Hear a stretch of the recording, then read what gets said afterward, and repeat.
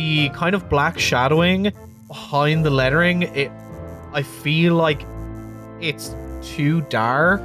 It kind of looks like a bruise, and I think it's like the way it's kind of whipped out.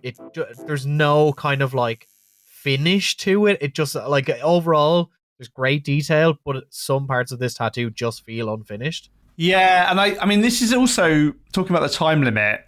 Like 6 hours is a good tattoo session, but like 6 hours of tattooing is different from a 6 hour session. And I guess it depends on how much break your client wants, etc., which is a bit unfair. I mean, I'd probably want at least half an hour break in a 6 hour session. Like that'd be a good day of tattooing. So maybe there's like 4 hours of tattooing. It is pretty big for a let's say a 4 or 4.5 hours of tattooing within a 6 hour session. Yeah, I think it's nice. Like technically, it's nice. The whip shading is good. I never know I haven't got any work like this, so I never know how it's going to heal. I don't know what really, but it looks pretty good to me.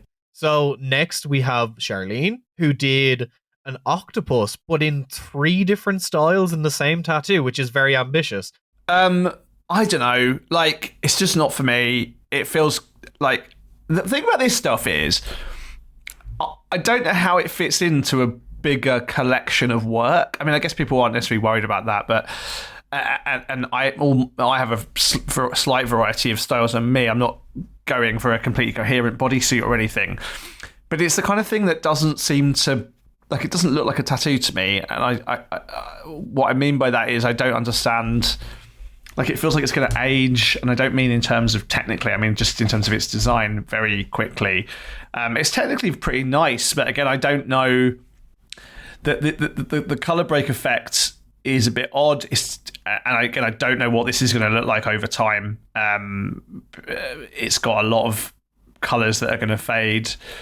Yellows and oranges. I don't know. Like, I think it looks amazing in a photo for Instagram or in a 4K camera for telly. I worry what it looks like on the skin, both as a piece on its own and in context. Yeah. So I suppose my critique is like, one, I think the ambition is really admirable, and I think she does it quite well. Like the membrane and veins on the octopus is really, really well rendered. The color work on the lower tentacle, I think there's like running out of time. I think the little watercolor part at the top, I'm not the biggest fan of watercolor. I'll admit that myself, but I think it's really well done. Well, I don't see that there's quite enough stylistic distinction between the top and bottom styles either. If you're really going for 3 styles, like the bottom bit of the tentacle, which is more kind of color realism, if you like, and the top, which is supposed to be a bit more abstract watercolor, they're actually really quite similar. And I think the best examples of this stuff online, this style, these kind of stylistic intersections, are black and grey with cartoon or black and grey with traditional, things that are really, really starkly contrasting in terms of style and technique.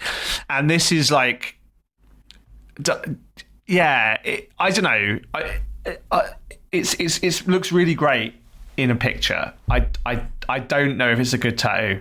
And like, for me, a challenge that I think would be really interesting to see on this show is them to attempt to do gap fillers. Like, look, get someone who has a lot of tattoos, who is limited in the space they have, and the shape of the space is weird, and come up with something that works cohesively with the rest of the tattoos.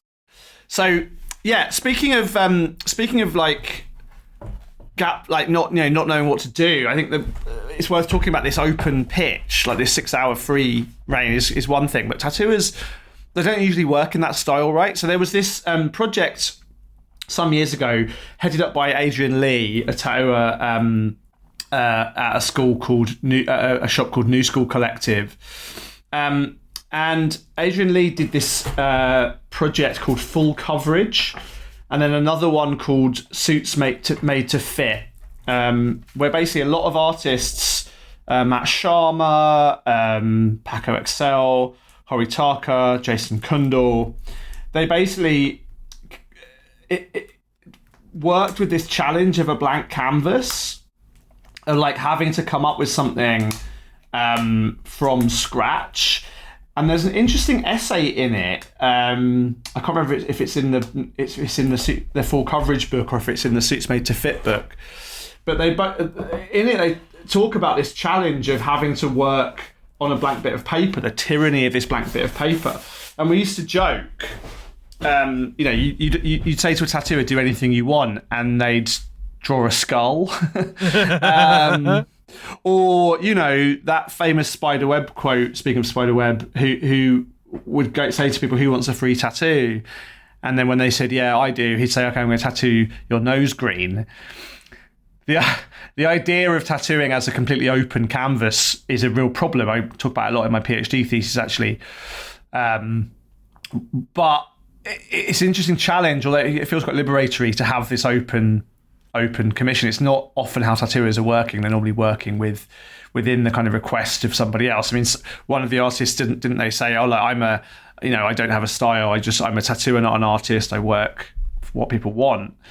And so trying to come up with something with a completely open brief is actually genuinely quite difficult for working tattooers a lot of the time, because it's not how their general day-to-day work goes. And it's one of the interesting things. I mean, one of the distinctions between between art and craft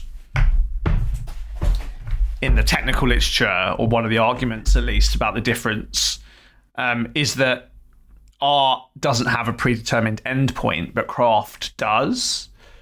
So a craftsman or a craftsperson comes up with an idea and then works towards it, but art is much more open-ended and less constrained. I don't think that's the only good definition of the distinction, but it's one of them. And I think in this case, right, like, this is the difference in a way between tattooing as a craft and tattooing as an art form, because if you're working with a client who has a certain set of desires, at least you've got some parameters to work within. But yeah, I don't know. It's a difficult challenge. It's a difficult challenge, and I think, in a way, when you're looking at work like this, you can see that the limits of that. Like, it works very well as a standalone image, but is it a good tattoo in the context of tattooing? I don't know, man. Next, we have John, who did, I think, a really beautifully rendered Japanese dragon head with finger waves. Arguably, I think this is the best tattoo of the day. Do you know what, actually? I'm going to really disagree with you. I made a list of the 3 people because the whole game here is they're going to eliminate 3 people from the show. And they set that up really early on, that 3 people are going to go home. And he was in my bottom 3. Really? Mm-hmm. Yeah, because it felt quite unfair. I mean, I'm probably most inclined to like it as a design, in a way, but it was it wasn't very interesting. Given its lack of interestingness, it wasn't that well done, technically speaking, and it felt like, again, and again, not in a good way. It felt like a bit of a flashbanger. Or not even a flash banger, a piece of sort of mid-range commercial flash from the 90s. Like, it didn't have a lot of soul. It didn't have a lot of conviction. Yeah, I was really disappointed with that, but I understand why you liked it. But I was almost because I wanted to like it, I was really disappointed by it, So then next we have Jessica, who did once again, bubblegum traditional kind of lady head with some nice violet and lilac colors with rose and like a little mouse. I like this tattoo. This is something that I could see an artist put up, on their flash online and would sell pretty easily. Yeah, fun. I think, again, it reminds me so much of, and I think this is true generally, and why, the show was described in the introduction as the heavyweight championships of tattooing, but it obviously isn't that, because the best tattooers in the world are not obviously not getting involved in this nonsense. Although, no disrespect to people, there have been many amazing artists, including people that I know who've been on the show and various other TV shows, so it's not a general critique that, but there is something, like sad for me, where I'm like, this is a good tattoo, but I've seen better versions of it, like a lot. Like it's just a kind of above average version of something I've seen way better versions of for 20 years of my life. And maybe this is the problem of stuff coming back round. Like this is a very like mid 2000s kind of idea. Even the way that the rose is rendered. And it's, as you said, it's cool. And I think the person who's got it will be super happy with it. It's the kind of thing you could smash out at a convention really nicely. It's just like it's again, I've seen Valerie Vargas, who, you know, really pioneered and pushed this style in lots of ways, do much better versions of this for 20 years. And so I'm sort of primed to be super hypercritical, although to be super fair on her, the color work's great, the detail's lovely. Like it's very easy to do badly. Like, you know, there's a lovely little shadow on the mouse's tail that's really nicely done. The judges said it was a bit too overwrought and a bit too fussy. I don't necessarily agree with that, really. I disagree with that as well. Yeah. I think for what it is, it's good. As I said, just as probably I'll say a lot this series,